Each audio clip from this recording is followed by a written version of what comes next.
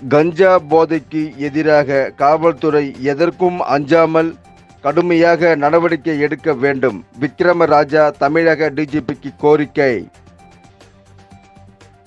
பல்லாவரம் அடுத்த கீழ்கட்டளையில் கீழ்கட்டளை வட்டார நாடார் சங்க சார்பில் காமராஜர் பிறந்தநாள் நிகழ்ச்சி நடைபெற்றது. இதில் தமிழ்நாடு வணிக சங்க பேரமைப்பின் தலைவர் விக்ரமராஜா கலந்து கொண்டு 200க்கும் மேற்பட்டோருக்கு நலத்திட்ட உதவிகள் மற்றும் 1000க்கும் மேற்பட்டோருக்கு உணவுகள் வழங்கி கௌரவித்தார். இதனைத் தொடர்ந்து செய்தியாளர்களை சந்தித்த விக்ரமராஜா கூறும்போது, இன்று காமராஜரின் பிறந்த நாளை முன்னிட்டு மதிய உணவு தந்த காமராஜர் வழியில் தமிழக முதல்வரும் காலை உணவு திட்டத்தை தனியார் அரசு உதவி பெறும் பள்ளிகளுக்கு விரைவுபடுத்தியதை தமிழ்நாடு வணிக சங்கம் இதனை வரவேற்கிறது. மேலும் தமிழகத்தில் போதைப் பொருட்கள் கஞ்சா விற்பனை அதிகரித்துள்ளதால் இதனை தமிழக காவல்துறை இரும்புக்கரம் கொண்டு எதற்கும் அஞ்சாமல் கஞ்சா போன்ற போதைப் பொருட்கள் விற்பதை தடுக்க வேண்டும்.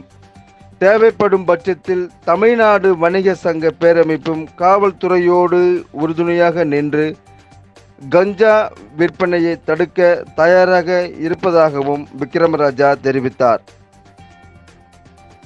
பின்னர் இந்த நிகழ்ச்சியில் மாநில அமைப்பாளர் ஜெயக்குமார், தலைவர் பாலமுருகன் நாடார், பொதுச் செயலாளர் அசோக்ராஜ், பொருளாளர் செல்வராயன், சென்னை மாநகர ஆலோசகர் ஜே பிளாஸ்டிக் ஜெகன் என்ற ஆரோக்கியராஜன் மற்றும் கீழ்கட்டளை அனைத்து வியாபாரிகள் சங்க நிர்வாகிகள், காவல்துறை அதிகாரிகள், ஊர் பொதுமக்கள்கள் என பலர் கலந்து கொண்டனர்.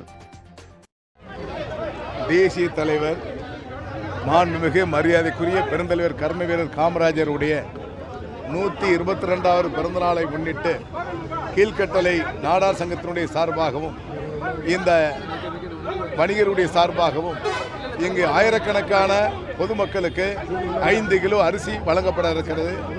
அதே போன்று ஆயிரக்கணக்கான மக்களுக்கு பிரியாணி வழங்க இருக்கிறார்கள். இந்த நிகழ்ச்சியிலே பங்கேற்று தமிழ்நாடு வணிகருடைய பேரமைப்பின் சார்பாக என்னுடைய வாழ்த்துக்களை பதிவு செய்திருக்கிறோம்.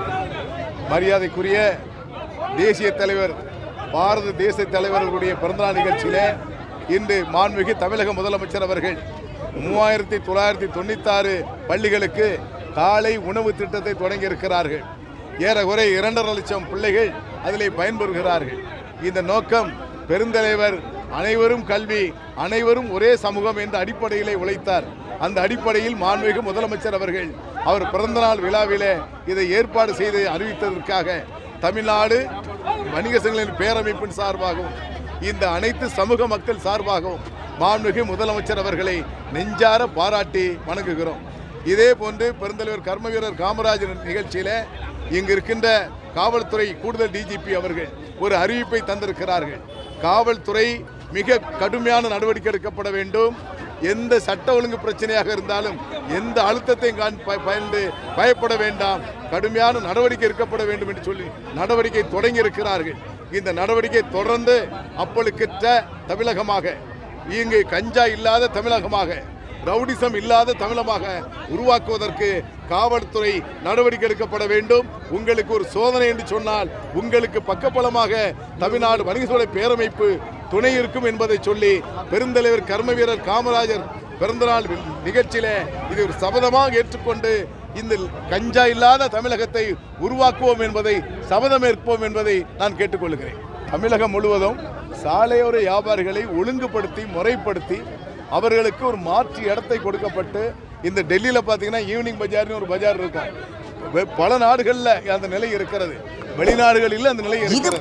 ஆகவே சாமானியன் கூட அவன் வயிற்றுக்கு மாற்றம் செய்வதோடு நிறுத்திவிடாமல் மாற்றம் செய்து அவனை வாழ்விக்க வேண்டும் என்பதை தமிழ்நாடு வணிகருடைய பேரமைப்பு வலியுறுத்துகிறார்.